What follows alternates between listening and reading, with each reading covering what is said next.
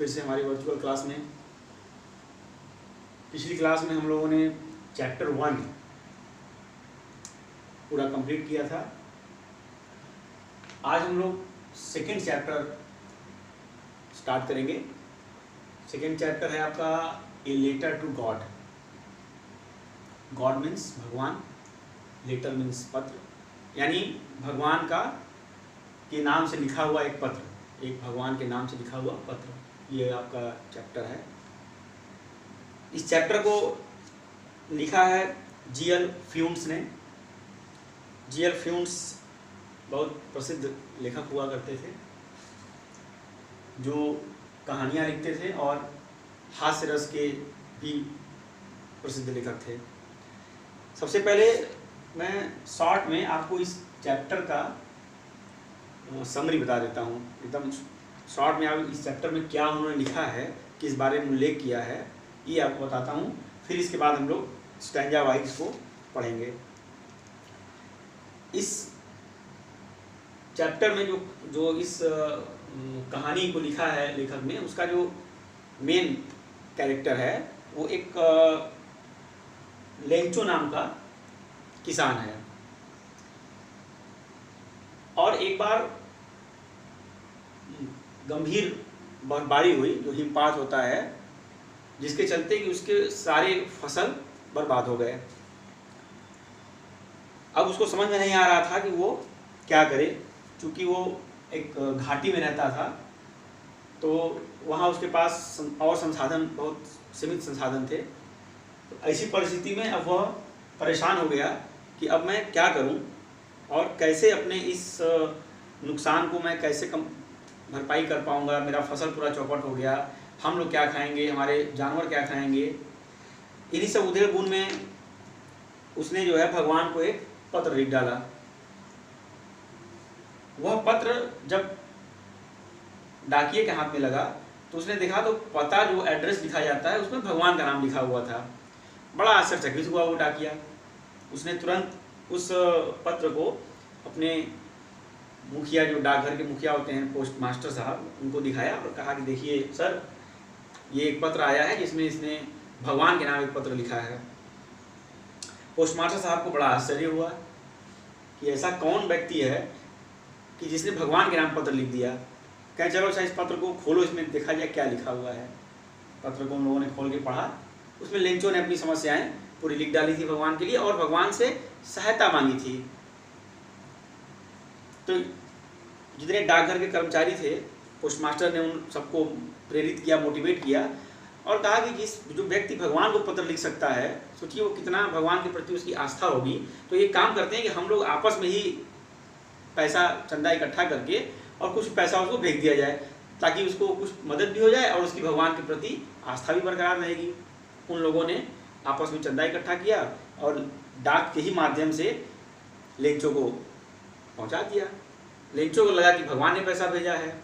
जब लेंचो ने लिफाफा खुला तो उसमें पैसे कम थे, जितना उसने मांगा था उससे कम पैसे थे।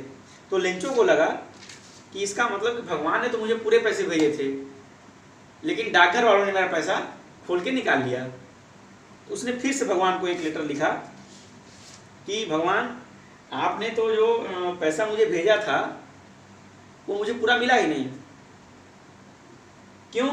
क्योंकि जो पोस्ट ऑफिस में बैठे हुए हैं, डाकघर में जो बैठे हुए कर्मचारी हैं, वो सब तो धूर्त हैं, उन्होंने मेरा पूरा पैसा निकाल लिया। अब आप मुझे डाक से नहीं, किसी और माध्यम से पैसे भेजिए। तो इस कहानी में इन्होंने यही एक हास्य भी है इसमें कि एक व्यक्ति जो अपनी समस्या के लिए भगवान को एक पत्र लिख देता है। दूसरा इसका पहलू है कि एक दूसरा व्यक्ति है जो पोस्ट मास्टर है, जो डाकघर के अधीक्षक इंचार्ज हैं, उन्होंने भगवान के प्रति इसकी आस्था को देखते हुए आपस में ही चंदा इकट्ठा करके इसको पैसा दे दिया। लेकिन फिर लेंचो का जो दूसरा चरित्र चित्रण है कि उसने उन्हीं पर अविश्वास प्रकट किया, क्योंकि उसे तो पता नहीं था कि पैसा कहाँ से आ रहा है। उसने सोचा कि मैंने भगवान से जो मांगा था उतना भगवान ने मुझे दे दिया। तो ये कहानी, इसमें जिस्ट है इस कहानी का। अब इस कहानी का आप लोग पहला यूनिट जो है देखते हैं, अभी पहला यूनिट। और इसके पहले देखिए कुछ मीनिंग्स मैंने लिख रखे हैं इसमें। जैसे आप जब पढ़िएगा इसमें about the lesson, about the lesson में शुरुआत करते ही जैसे राइटर, राइटर मीन्स होता है लेखक। ह्यूमरिस्ट, ह्यूमरिस्ट मतलब हास्य रस का ऐसा लेखक जो हास्य, हंसी और मजाक वाले लेखन लिखता है, उसको ह्यूमरिस्ट कहा जाता है। फार्मर मीन्स किसान। सीवियर गंभीर। स्नोफॉल हिमपात, बारिश में आप देखते होंगे कि कभी कभी ऐसा होता है कि बारिश में बर्फबारी होने लगती है। उस बर्फबारी से क्या होता है कि खेतों में जो फसल होती है वो लगभग पूरी तरह से समाप्त हो जाती है। विशेषकर ऐसे फसल जिनमें कि ऊपरी हिस्से में लगा होता है, जैसे गेहूं है और आपका बाजरा है और भुट्टा है, तो इस तरह के जो फसल है वो नष्ट हो जाते हैं। डैमेज मतलब नष्ट होना। क्रॉप्स मतलब फसल। सरप्राइज्ड आश्चर्यचकित। फेक मतलब विश्वास। क्रुक्स धोखेबाज। बंच मतलब व्यक्तियों का समूह। तो अबाउट द लेसन में आप पढ़िएगा तो जो अभी हमने आपको सारांश बताया उसी का उल्लेख अबाउट द लेसन में किया गया है। पहले यूनिट में क्या कहता है कि the house the only one in the entire valley. The house मतलब घर, the only one in the entire valley. Entire मतलब संपूर्ण, वैली मीन्स घाटी। तो संपूर्ण घाटी में एकमात्र मकान sat on the crest of a low hill, जो कि एक छोटी सी पहाड़ी पर स्थित था। ठीक है, जो चोटी होती है पहाड़ी की ऊपरी हिस्सा उसको क्रेस्ट बोला जाता है, चोटी। तो एक छोटी सी पहाड़ी के चोटी पर एकमात्र मकान था। From his height one could see the river and the field of ripe corn dotted with the flowers that always promised a good harvest. वह मकान इतनी ऊंचाई पर था कि उस ऊंचाई से one could see the river, कोई भी देख सकता था नदी, नीचे बहती हुई नदी को, and the field of ripe corn, पके हुए corn मतलब भुट्टे, उनको आप देख सकते थे, dotted with the flowers that always promised a good harvest. एक अच्छे फसल होने का संकेत जो देते हैं भुट्टे, उसमें दाने होते हैं और उसमें से रेशे जैसा फूल जैसा निकला होता है।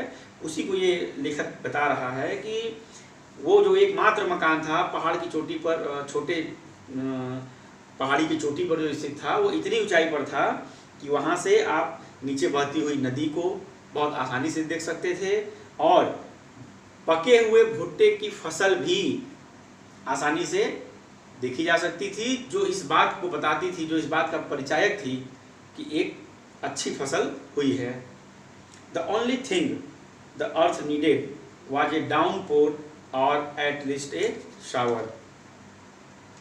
अब चाहिए क्या था, उस फसल को कंप्लीट होने के लिए, पूर्ण होने के लिए एक अच्छे बारिश की जरूरत थी।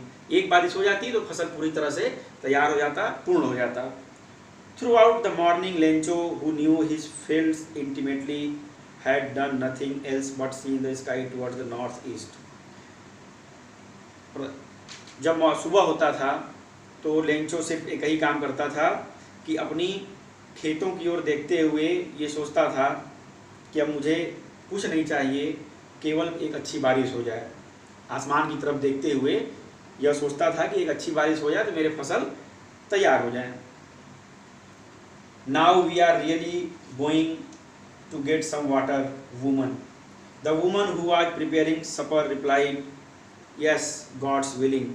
The older boys were working in the field while the smaller ones were playing near the house until the woman called to them all, come for dinner. It was during the meal that, just as Lencho had predicted, big drops of rain began to fall. In the northeast, huge mountains of clouds could be seen approaching. The air was fresh and sweet. The man went out for no other reason than to have the pleasure of feeling the rain on his body, and when he returned, he exclaimed, "Now we are really going to get some water, woman."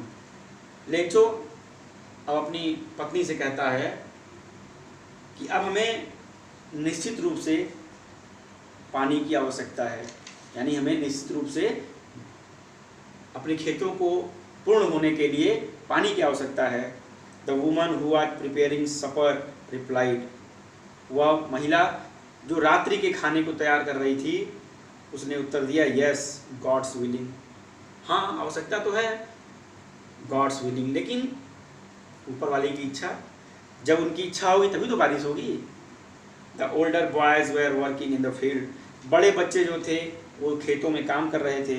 While the smaller ones were playing near the house, और जो छोटे बच्चे थे वो घर के पास ही खेल रहे थे। Until the woman called to them all come for dinner, बच्चे तब तक खेलते रहे जब तक कि महिला ने, जो घर की महिला थी जिसने कि रात्रि का खाना तैयार किया था, उसने उनको आवाज़ लगाया कि अब आ जाओ, खाना तैयार है, आओ तुम लोग भोजन कर लो। It was during the meal that, खाना खाने के दौरान, just as Lencho has predicted, Lencho ने आकलन किया, लेंचो ने एक भविष्यवाणी किया, big drops of rain began to fall, बड़े बारिश की बड़ी बूंदें पड़नी शुरू हो गई। In the north east huge mountains of clouds, north east उत्तर पूर्व में ह्यूज माउंटेन्स बड़े पर्वत, क्लाउड्स के यानी कि बड़े बड़े बादल, कुड बी सीन अप्रोचिंग, लग रहा है कि उत्तर पूर्व की ओर बड़े बड़े बादल आगे की ओर बढ़ रहे हैं। The air was fresh and sweet, हवा स्वच्छ और ताज़ी महसूस हो रही थी। यानी इतना जो पर्यावरण था उसको देख करके लेंचो ने ऐसा अनुमान लगाया कि बारिश की बड़ी बड़ी बूंदें कहीं न कहीं पड़ रही हैं। The man went out for no other reason than to have the pleasure of feeling the rain on his body. Man मानी कि लेंचो घर के बाहर गया, कोई और काम नहीं था, सिर्फ इस बात को महसूस करने के लिए, इस बात की प्रसन्नता को महसूस करने के लिए कि बारिश उसके शरीर पर पड़ रही है, ठीक है।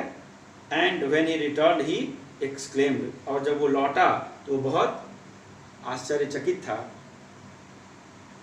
क्यों बाहर गया वो? बारिश की बूंदों को महसूस करने के लिए।